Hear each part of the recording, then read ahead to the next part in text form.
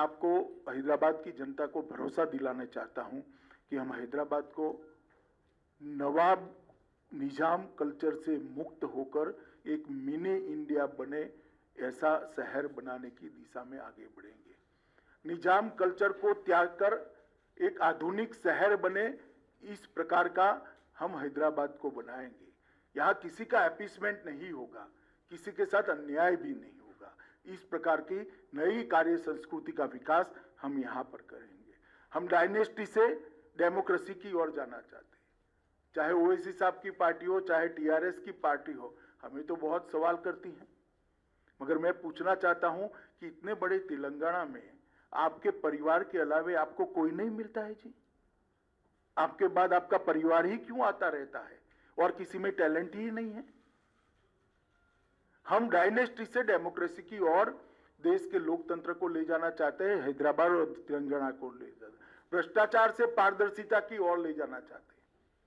भ्रष्टाचार सारी सीमाएं लांघ गया। अपने अपने रहन सहन को देख लीजिए तो आपको मालूम पड़ेगा कि किस प्रकार का भ्रष्टाचार तेलंगाना की जनता ने सहन किया है। तुष्टीकरण से हम सम विकास की ओर जाना चाहते हैं। किसी का अपीसमेंट नहीं करेंगे, सबको बरोबर मौके मिलेंगे। और हैदराबाद की जनता का बहुत बड़ा हिस्सा जो अपमानित महसूस करता है अपने आप को, उनको हम भरोसा दिलाना चाहता है किसी की भी हिम्मत नहीं होगी आपको दोयम दर्जे के नागरिक बताने की। किसी ने कहा है कि अगर यहाँ पर इलीगल रोहिंग्या पाकिस्तानीज या बांग्लादेशीज रहते हैं तो होम मिनिस्टर अमित शाह क्या कर रहे हैं, कार्रवाई क्यों नहीं करते? भाई मैं जब कार्रवाई करता हूं तब तो हाय तौबा करते हैं पार्लियामेंट में। देखा नहीं है आपने कितनी बड़ी आवाज में रोते हैं? और एक बार लिख कर मुझे दे दे, बांग्लादेशी और रोहिंग्या को निकालना है, बाद में मैं करता हूं। जरा लिख कर देने के लिए बोल दीजिए उनको। सिर्फ चुनाव में बात करने से नहीं होता है। जब निकालने के लिए पार्लियामेंट में बहस होती है, कौन इनका पक्ष लेता है? देश की जनता जानती है, सबने लाइव टेलीविजन पर देखा है।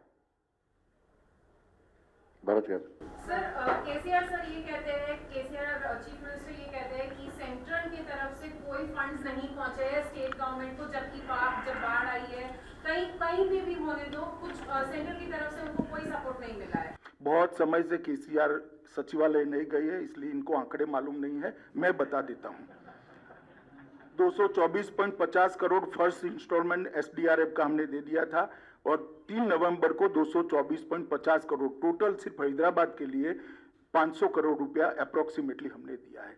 जरा वो कल जांच कर ले और रेगुलरली सचिवालय में जाए तो ऐसी गड़बड़ नहीं होगी। मैं हैदराबाद शहर की जनता का हृदय से धन्यवाद करना चाहता हूं, क्योंकि आज जिस प्रकार का स्वागत हैदराबाद के रोड पर मैंने देखा है, शायद ही मैंने तेलंगाना में, हैदराबाद में, अन्य हिस्सों में भी इस प्रकार का स्वागत देखा है। जिस गर्मजोशी के साथ हैदराबाद की जनता ने भारतीय जनता पार्टी के नेताओं का स्वागत किया है और अपना समर्थन इस चुनाव में मोदी जी के नेतृत्व पर, हमारे प्रदेश नेतृत्व पर और भारतीय जनता पार्टी के लिए जताया है, इसलिए मैं हैदराबाद की जनता का हृदय से धन्यवाद करना चाहता हूं। पूरे रोड पर जहां पर भी गए, 1 इंच भी जगह खाली नहीं दिखाई पड़ती थी और मुझे भरोसा है रोड शो को देखकर कि इस बार भारतीय जनता पार्टी सीट बढ़ाने के लिए, संगठन बढ़ाने के लिए नहीं लड़ रही है। इस बार चुनाव के बाद हैदराबाद में मेयर भारतीय जनता पार्टी का होगा, ये हैदराबाद की जनता ने स्पष्ट कर दिया है।